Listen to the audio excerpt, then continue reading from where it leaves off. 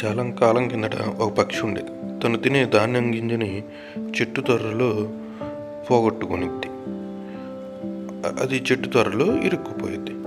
అప్పుడు పక్షి వచ్చి చెట్టుని అడిగిద్ది, నేను పోగొట్టుకున్న ధాన్యం గింజని నీ త్వరలో ఉంది, నువ్వు ఇచ్చేయి, నాకు తిరిగి ఇచ్చేయి అని అడిగిద్ది. దానికి చెట్టు నవ్వుతూ ఇలా సమాధానం ఇచ్చింది, నేనెవ్వను, నీకు కావాలంటే నువ్వు ఎవరు కావాలంటే వాళ్ళకి చెప్పుకోపో అని కఠినంగా చెప్పిద్ది చెట్టు. అప్పుడు పక్షి ఎగురుకుంటూ వడ్రంగి దగ్గరికి వెళ్ళిద్ది. వడ్రంగి దగ్గరికి వెళ్ళి తను జరిగిన కథనంతా చెప్పి, నువ్వు ఆ చెట్టుని నరికేయి, అది నాకు, నేను తినే ధాన్యం గింజని నాకు అది ఇవ్వట్లేదు అని చెప్పిద్ది. ఇప్పుడు వడ్రంగి ఆశ్చర్యపోతాడు, ఏంది దీనికోసం, నీ గింజ కోసం నేను చెట్టునంతా నరికేయాలా, అది చాలా పెద్ద పని, నేను అలా చేయలేను అని చెప్తాడు.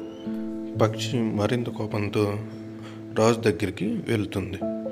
రాజుతో ఈ మహిమ వడ్రంగిని శిక్షించండి అని చెప్తుంది.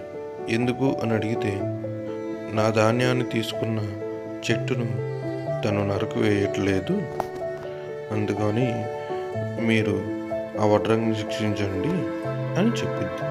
ఇదంతా విని రాజు, దీనికోసం ఇక్కడ దాకా వచ్చావా, నేను ఆ పని చేయలేను, ఇది చాలా చిన్న విషయం అని చెప్తాడు రాజు. మరింత విసిగిపోయిన పక్షి ఏం చేయాలో అర్థం కాక తర్వాత రోజు రాజు స్వారీ చేసే ఏనుగుని కంట్రోల్ చేసే మావటివాడి దగ్గరికి వెళ్ళిద్ది. తను జరిగిందంతా చెప్పి, నువ్వు సాయంత్రం రాజుగారు ఏనుగు మీద స్వారీ చేస్తుంటే రాజుగారు పడిపోయేలా చూడాలి అని చెప్పిద్ది. ఇది విని ఒక్కసారిగా మావటివాడు ఆశ్చర్యపోతాడు. ఏంటి దీనికో, ఎందుకు ఇంతలా అనుకుంటున్నావు పడిపోవాలని, అసలు ఏమైంది అని అడుగుతాడు. అప్పుడు పక్షి మళ్ళీ తనకు జరిగిందంతా చెప్పిద్ది.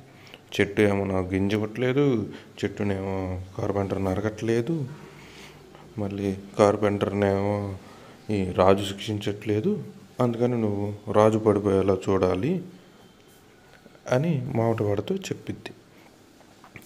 ఇది విని, ఇది అసలు ఎలా జరిగిద్ది, ఈ పని నేను చేయలేను, చేస్తే మళ్ళీ రాజద్రోహం కింద నేనే శిక్షించబడతాను, నేను నా రాజుకి అన్యాయం చేయలేను అని పక్షితో చెబుతాడు. అప్పుడు పక్షి మరింత కోపంతో చీమ దగ్గరికి వచ్చి చీమను ఇలా అడిగిద్ది, చీమ నువ్వు ఏనుగు తొండంలోకి దూరి ఏనుగుకి చికాకు తెప్పించు అని అనిద్ది. అప్పుడు చీమ అడిగిద్ది, నేనెందుకు అలా చేయాలి అని. అప్పుడు పక్షి తనకు జరిగిందంతా చెప్పిద్ది, ఇలా జరిగింది అని.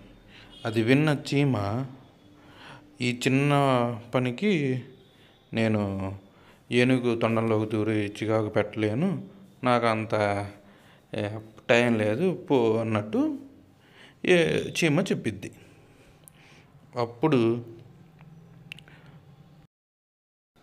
అప్పుడు పక్షి ఇలా అనిద్ది, అందరినీ గౌరవంగా రిక్వెస్ట్ చేస్తావంటే ఎవరు పట్టించుకోవట్లేదు, నేను వడ్రంగిని, లేకపోతే రాజుని,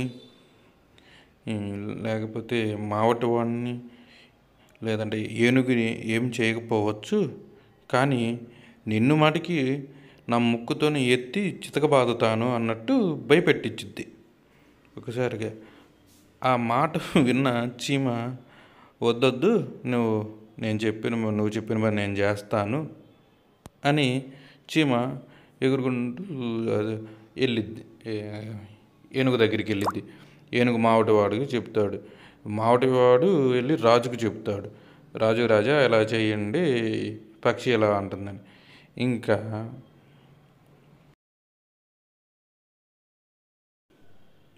రాజు కూడా వడ్రంగికి చెబుతాడు.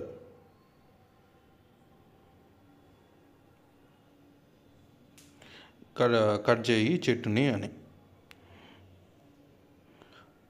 అప్పుడు వడ్రంగి చెట్టుని కట్ చేయడానికి వెళ్ళినప్పుడు చెట్టు ఇలా ఉండిద్ది. షాక్ అయిపోయి, వద్దు నన్ను నరికివేయద్దు, గింజ కోసం నన్ను అసలు నరికివేయద్దు, నేను తన ధాన్యం గింజని పక్షికి ఇచ్చేస్తాను అని చెట్టు మొరాయించుకొని చెట్టు చెప్పేసి తన ధాన్యం గింజని పక్షికి ఇచ్చిద్ది. ఈ చిన్న స్టోరీ ఏం నేర్పిస్తుంది అనమాట. చాలామంది అనుకుంటారు మనం ఏం చేయలేము, మనం చాలా వీక్గా ఉన్నాము, వాళ్ళు చాలా గొప్ప వాళ్ళు అని. అవన్నీ వేస్ట్. మనందరికి మనం పోరాడాలి. నువ్వు వీక్ అనుకుంటే నువ్వు నీ మైండ్ని వాడు. ఒక్కొక్క పాయింట్ని కనెక్ట్ చేస్తూ ఉండు. నీ ఆలోచన, నీ తెలివిని వాడండి. ఎంత పెద్ద సమస్య అయినా నీ తెలివిని ఉపయోగించిదని ఈ కథ చెబుతుంది.